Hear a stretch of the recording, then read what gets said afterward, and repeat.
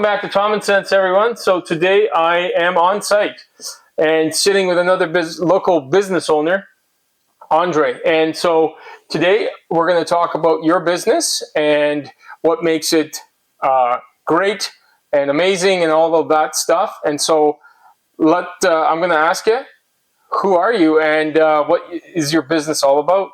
Okay, so hello everybody. So my name is Andre. I'm originally from Czech Republic.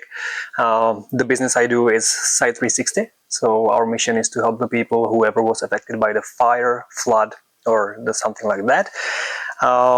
That's the main mission here. And then with that linked, there is a lot of the things such as asbestos abatement, removal of asbestos, removal of mold, doing the smoke mitigation, and as well the renovations, building the houses, and all kind of the beautiful things, like a variety of the things, what's linked to that main mission. Yeah. Okay, so you're in construction. So how many years of experience do you actually have in your field? So if you look back when I was first 3 years old and digging with the shovel, if you can count it as experience. I think you can. I think you can. No, my field of the school or the study when I was in Czech. So I was there till 26. I finished the university. My main field was the HVAC, or the heating and cooling in high rises and buildings, and newest technologies in that field. Yeah. Then I finished university, started working for the big corporation. So it was completely something else that I would ever wished for. But during the university studies, I always, every single in the summer, it was the best temporary work I could get was building the houses. I really enjoyed it. Yeah. And it's the different thing of building the houses in Europe. You have the bricks, you have completely different, the way how you do it, you cannot build a house within the 2 months as here. Yeah. So you put the bricks, you let it cure, you do the inside, you don't use the drywall as much. And so it was my a background from the construction and all trades, plumbing, electrical, and so on. Yeah. Then I was working in a corporation, thought I have a great life till you realize that you're just a number. And then it was where everything started when I wanted to travel. I came to Canada. Yeah. And then the whole life is left behind, and you don't have the ticket here. You don't have even school, right? So nothing transferred over. Nothing. No. Not even your HVAC. Is there? Wow, I didn't know. I thought you could have somehow transferred some of that experience. Obviously you have, but like your tickets actually couldn't be transferred over? It doesn't really matter anymore, although with all respect to North America, the technologies of the heating are way advanced because of the price of the gas and so on and so on. It's push. Yeah. My tickets were useless. So I could have eventually challenged. So spent another, I would say, 80,000 and 2 years at the university for not much. Yeah. So instead of that, I said, you know what? No, it's good. I have the knowledge. I have eventually something in my mind to do in the future, because it will catch up on us, and I already am advanced. Yeah. But for me, the easiest thing to pick up the job was doing renovations. Yeah, and that's how I slowly drifted into the field I'm currently at. That's when we moved to Yellowknife right after the wedding. I was handing the resumes to the few construction companies I found, and one of them was the Northern Disaster Services, and they dealt with the fire and the flood. So I didn't even know there is a company, because till you go through the flood, and you don't know what is it about and what are the steps. Mm-hmm. And that was in 2016. When I started working in the industry of the insurance claims, and then slowly opened the doors, and it brought me here to Peace River. Okay, so what made you go from? Okay, so when you were back in the Czech, you were working on the side, building houses in the summertime. Realized that you didn't want to work in a corporation because you're just a number. Mm-hmm. And then when you came here to Yellowknife, you were working as a number in a company. I'm sure it was a great company because it gave you a good start, and so nothing bad to say about that company. But what made you decide to then go on your own? Because that's a huge step, and I think a lot of people miss that. Mm-hmm. That is a very huge step, and yeah. So what made you actually do that? That's exciting. It definitely is. It was the pure hesitation at the beginning because I wasn't sure about the aspect of the finances, about aspect of the HR, about aspect of everything. My whole life was, you know what, there is a project. I'm gonna attack it, and I'll just figure it out as I go, right? But when you start the company, I didn't know the Canadian law. I didn't know Canadian finances, what you do with the taxes. And the brother was always the go to, but Yeah. he stayed in a Czech. So then I didn't have anyone.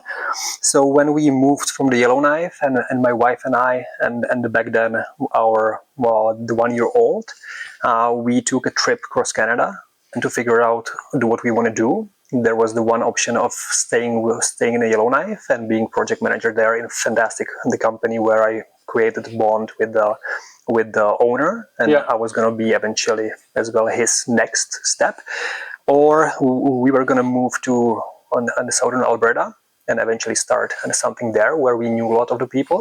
And the last option was the most exciting one, which we chose, was, you know what, why don't we start a company here in Peace River? Because we kept the hearings like, hey, there is no one in Peace River who would be able to do what you guys do in Yellowknife. And that's how slowly the door opened up. And then I paired up with a friend of mine, and in 2019 we opened up Site 360. Okay, and it's been running since 2016. Sorry, 2019. Yes. 2019. And how many employees do you currently have? So with the employees, it's one of the challenges you go through the up and downs, and I always had in between 2 and 5 the employees. We don't want to be big, because then you lose that and the physical touch when you have the interaction, right? And we always want to provide and way more than just fix it. We want to be there, and we want to just make sure that they are well taken care of. Ideally, we would want to grow like up to 5 to 10, but at the moment it's just 3 people. Just 3 people. Okay, so you and 2 other laborers, and I'm sure you guys are staying busy. There are the days when we start and we don't even know where to go first. So it's always the challenge to have, and rather than me actively calling around, because I'm not a salesman. I cannot pick out the phone call and introduce myself and beg for work. I've been always blessed that the work was chasing me pretty hard.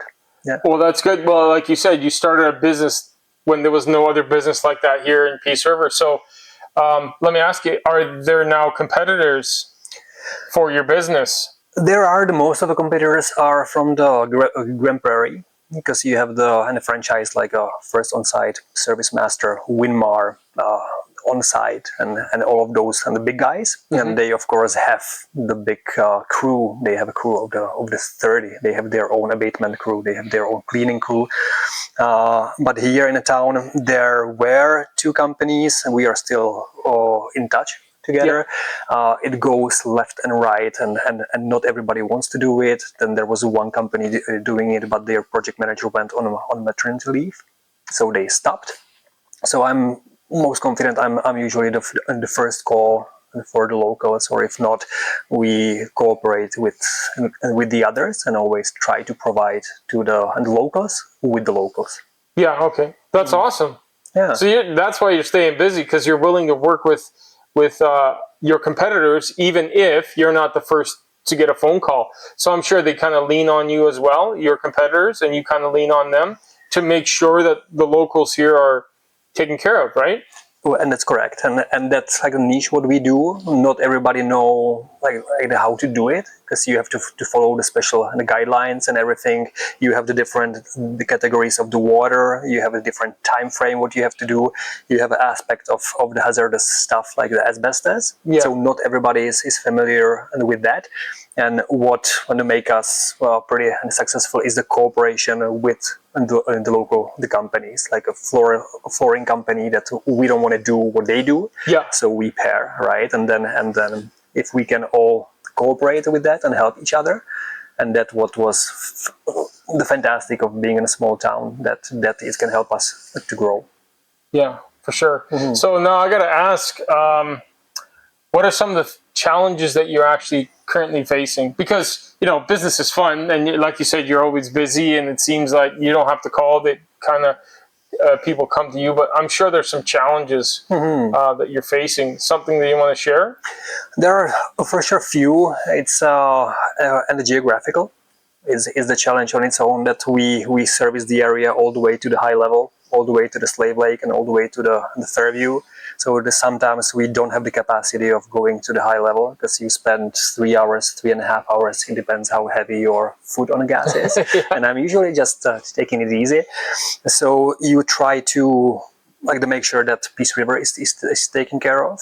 There is as well the few times when I don't have a time to go even to the Grimshaw, right? So challenges is related to the time and the distances. Biggest challenge would be the labor, the aspect that we don't have the market where there are a lot of the people willing to work and wanting to work. And if yes, then it would be more about me, like the guiding and the people underneath me, instead of having someone who would be on their own. Yeah. And the knowing and what to do, because it's a little bit specific. When you have flood in the basement, you need to really know what to look for and what not to overlook. No, Yeah. it's definitely like the aspect of the knowledge of what to do, and that's where I as well, like the me coming from and where I came from, right? That you have the knowledge, you have everything, but then you realize you're no one.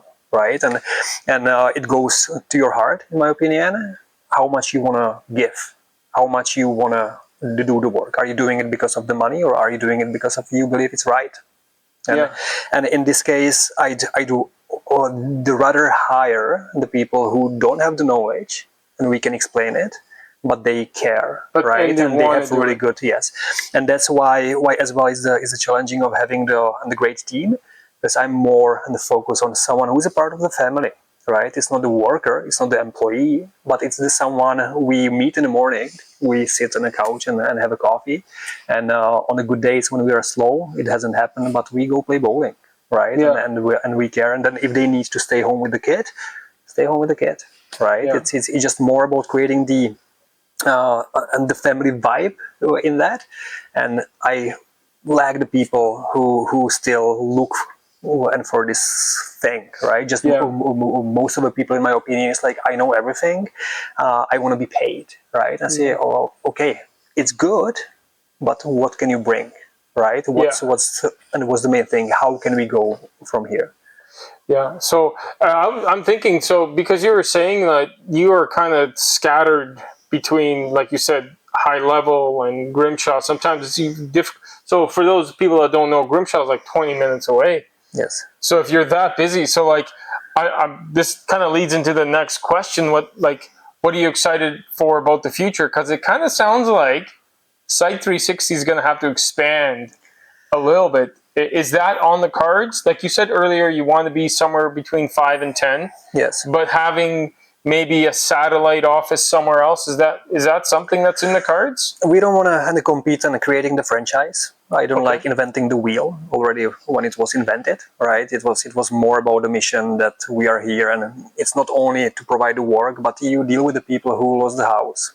Like within the 20 minutes of the fire at the midnight, they lost everything, and it's really hard to imagine and understand that you're not only there to build the house or demolish the house, but you're even there to kind of like be there and support, right? And then it's really hard to imagine even dealing with the people.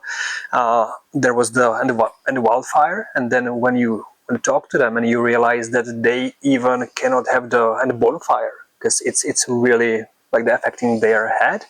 So I would way rather stay and focus on a smaller in the market, and still like providing this support and help. And on the other side, when we are not as busy, I definitely have few ideas as how to bring the European style of the building the houses, bring it here, right? And then to make it more like energy efficient. For example, have the more advanced the heating, right? And make it really with the R value. So it's been on my mind for 3 years, but I've been so busy that I never got to it. And then even the podcast like this, it tells me, what do I do wrong, right? Like how do I like get on one side of the business to take care of itself, to free myself to be elsewhere. And you talk to the people, and they said, "Oh, you have to start being the manager, and stop being the employee." Yeah. Right? And I don't know how to do it. Well, I think it's because you care so much. Like from just hearing what you were saying about, so most people when they start a business, they want to expand it and they want to like, go as big as they can, as fast as they can. But it sounds like through our conversation just here, and I so just so everybody knows, like we have talked about, we go to the same church, but we have talked about stuff, but never really about your business. But it really, honestly, it makes a lot of sense as to that you actually care a lot. Yeah, it's kind of weird these days to have a business owner that cares so much and is more concerned about helping those people at that time than just getting the job and just doing the thing. So like you were saying, like you kind of work with the other businesses even if you don't get the job, and trying to get other people in so they could do what they're really good at to help and make that, I guess, family be able to move back in quicker. Right. So those things, you know what? I wouldn't rush, man. I would, because if you rush into something the way I always look at it, if you rush into something and it's not what you really want to do, then that thing will probably hurt you more than will ever help you. And if it's not about the money, then, like you wouldn't have the same feeling, would you? So let me ask you, would you have the same feeling if you were able to get into that other side that you were saying, like helping to improve like the R value and everything else and bringing that European flair? Or would you want to stay with 5 to 10 employees and just do the things that make you smile? Yeah, I would want to do everything, right? It's the one of the thing where, and being compassionate about what you do, and having some kind of gift of helping the people, right? Yeah. That's where I hear the calling of the helping, and at the same point, you want to create something, right? We all were somehow designed to either follow or create, and I have a split like the calling about that. I say, well, okay, I already accomplished this one, but I still think there is like a way more in my brain capacity of the doing the things, right? So I need to recognize and just wait for the timing, and eventually start there. But it all goes to first be more oriented on a structuring thing. And I've been punk, right? I don't know if it's the bad word here, but to me it was always just let's roll it and figure it out as I go. I never had a structure of in 5 years I want to do this. I said, no, it needs to be done now. I'll do it now. Yeah, right. For sure. I think there definitely when you start your own business, I think everyone's like that, right? Like I'm going to get this done. It's going to work, and I'll figure it out. I mean, that's how I started what I started, but then you soon come to realize, and I'm sure you've had some struggles and ups and downs, that it's not as easy as you. It's still exciting, don't get me wrong, but you start to figure out, oh, I didn't know about that. I have to learn this now so I can do better. And so there'll always be that. So actually, because of this platform, so some of the things that you would like some help with, if you want to be transparent, you don't have to tell everyone like all your secrets and all the things that you really want to accomplish, but hopefully somebody watching this would be like, I know somebody that could help you out in this field. Is that something that you'd want to share? Yeah, it would be more about if there is anyone who still like lack that old-fashioned mission to do the work, what really makes the difference, right? If it's not only about I gotta go to work from 8 till 6 to earn the bucks, but it's more about gathering the people who really are there and pouring the heart in it. Right, and then eventually be as well and compensated, and for that, like being on a part and shares and so on. That would be the biggest gift. Yeah, if there are the people who resonate with, it's like, hey, you know what? I want to do something new. I want to do something else, and rather than doing just the moving the one thing every single day and doing it, if you like the variety, it's easy to be in industry where we are, because the one day we do drywall, one day we do the painting, one day we do the flooring, one day we do the roofing, one day we do the siding, right? It's always something really exciting, and that's where even when I look back, why I liked it, because I knew I was going to go at university. I knew I was going to be following like to be an engineer and work in the office. But at the time when I would eventually have someone to build a house, and if they try to make me he's engineer and he doesn't know what we do, we can tell him, oh, it's impossible, that I would put a jacket down and say, well, no, I did it.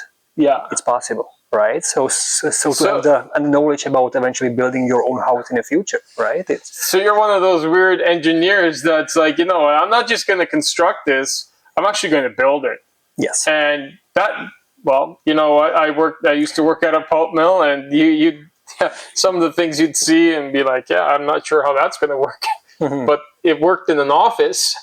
There is a lot of the things. It's like, I don't know how you do it, but my book says you're doing it wrong, right? Yeah. It's like, no, you have to have as well the relationship with the workers, because then those are the ones who's building it. And if the guy down there will tell you, it's like, it's impossible, right? And you need to have the open mind to eventually discuss and have a good relationship about that and relationship. Yeah, that's awesome. I didn't know you cared that much. Oh, I even got all teary, right? And we didn't even open up on the topic. I cleaned the trauma scene cleanup, right? You do that too? Yeah, right? Because oh man, and the people they lost the relative. They shouldn't be cleaning the remains, right? It's all of those, and you just, and you put your hat, and it's like, well, I already have the mask because of asbestos. I might and do it even more. Right? So you deal with some heavy stuff. You deal with the heavy stuff. You just go at work. Yeah, it has to be done, right? It's someone has to. I just imagine that you would lose wife, right? And are you the one cleaning it? Man, you can't. No, that'd be that's pretty heavy. It's morally wrong, right? Yeah. And then you're there, and I don't even know how to advertise that. I don't even know. I don't think it's no. I don't know if it should even be advertised that you clean. No. I didn't know that, and so to know that that's the kind of stuff that you also have to deal with, and I mean that can weigh heavy on a person, especially if you're coming into a place like that, and man, that's some wow. So the people you would work with you also deal with that kind of stuff, and so. I'm sorry. No. I'm trying to not to expose anyone into anything. I'm the kind of guy, if we have to clean the sewer backup, the full of SH. Yeah. I'm the one going there, right? It shouldn't be the employees doing it. When we do the abatement, I always try to eliminate the risks and putting on me, right? It's just, what, they can help, but the size of the company and we are now, I can still be there. And with all honesty, like if I'm like the days and days with phone calls, emails, work, I love putting the mask, leave everything behind. Because by the regulation, you only can put the tie back.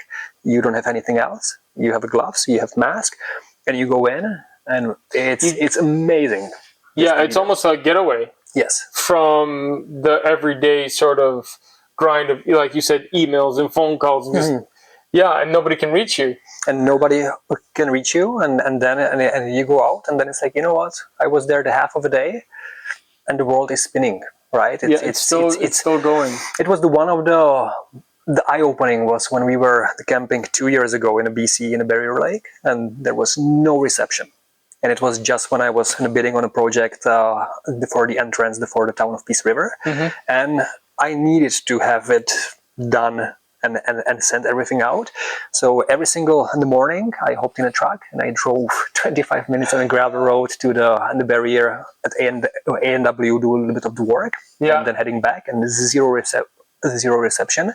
And there was the one guy, and they rented the spots. and they've been there always like 1 month out of the time, right? And then no reception, no Starlink, no nothing. And he said, yeah, it took me probably 10 years to realize no matter what, the work will wait for you. Like, you don't have to stress about it. The work will be there. Yeah. And then it started and resonating in my mind. I said, yeah, no, it's true. It's true. But then it's your and the compassion. Well, someone just lost the house. They cannot wait for me to 1 more week, right? I don't want to be the one who's I think it depends on the kind of work that you're doing, and obviously your work is entails you're kind of meeting people at one of the worst times in their life, when their house burns down, or some sewer backup and they don't know what to do, they don't know where to start. So it's kind of similar to my industry as well, right? I kind of meet people also when their loved ones pass away, which I've had the privilege of, being able to help them at that time.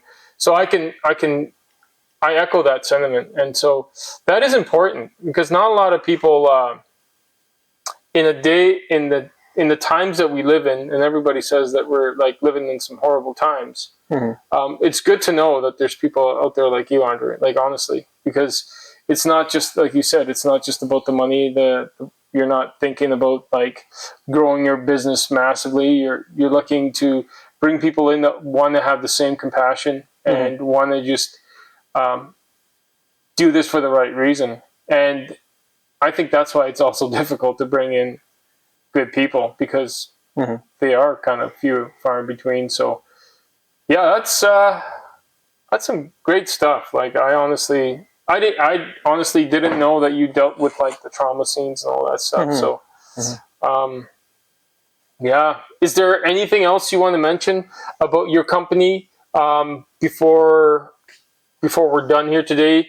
I'm gonna have all your company links, if that's okay, in the description below.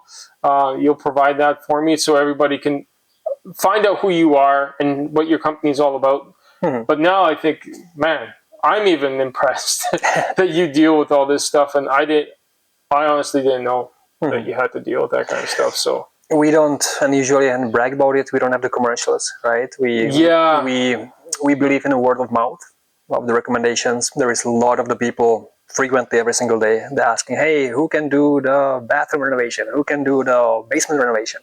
Right? We've done that. We've delivered a great job.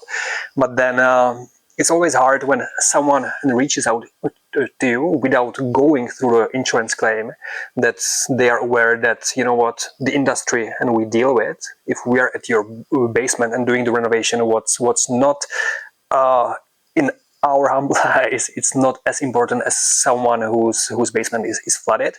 We have to drop everything and leave, and we can be gone for the week, right? So with the mindset, we don't want to put ourselves as we do the renovations, because it's not fair towards the people that sometimes the project, what can take a week and a half, can drag for a month and a half.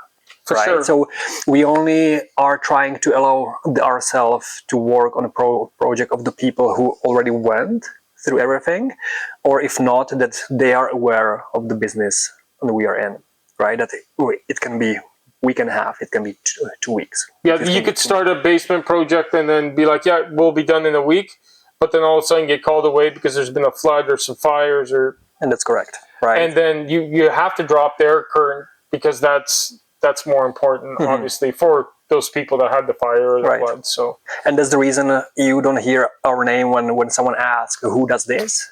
We never put our name there. That makes sense now. Because I'm like, because the way I heard it, Andre does the insurance work. So, yeah, but we did talk about you coming and doing my basement, though. Yes. For lights. I'm warning you. It might take long, right? It's which is totally fine. So, but yeah, we'll have to talk about that soon, because I would like some pod lights in the basement. So, yeah. Is there anything else you want to mention? Tell people. It's more about. I understand your podcast is mainly about our community, right? Yeah. And I was really touched with hearing and listening Adrian and Oksana, how passionate they were, and they've mentioned how important it is to be here, and as well the people and supporting the locals. And I've been on the places when I needed probably the most and someone else to help, and just recently. And it's fascinating how the people, even if it's the competitor, and they just came and helped, right? And I say, hey, no worries, like deal with your own things.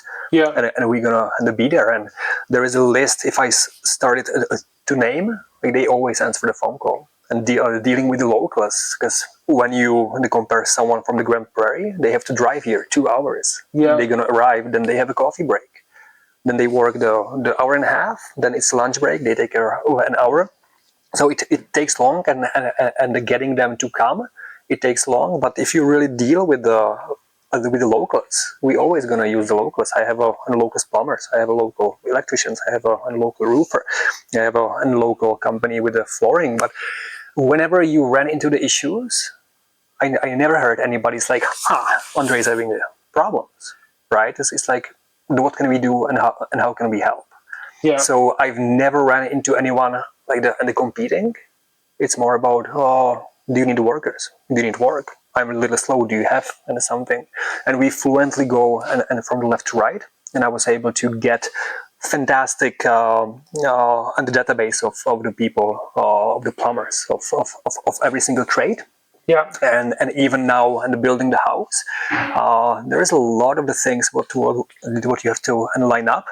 Everybody and local immediately, yes. So that's a gift of being in a small community where everybody knows everybody. Yeah. And we know that we do it for the community, and to stay in a community, because then we go and we spend stuff in a local. It's very easy to order stuff online, right? But why do I have to do? Because if I don't support the local, one day there's going to be really nothing, and no one cares. Yeah, and then everything's going to come from the outside, and then you are going to have to wait for somebody to drive 2 hours because your basement flooded, and you're waiting for that much longer instead of. Yeah, no, and again, the reasoning I started this thing is because I don't think there's enough people. Also, I found I've never even seen this, that there's enough promotion about these small business owners, and so you're so vital to this town, right? Because you came to Peace River, your kind of business never was not here, right? So you were the first to do it. So that in itself is an amazing thing, because you decided to come here, and now you're employing people in and around the area, and then helping smaller communities on the outside as well. And like you said, you have to sometimes drive 3.5 hours to go and help as well. So it's a great thing. And so I love being able to sit down with guys like you and just get a sense of who you are and why you're doing what you're doing. So I really do appreciate your time today.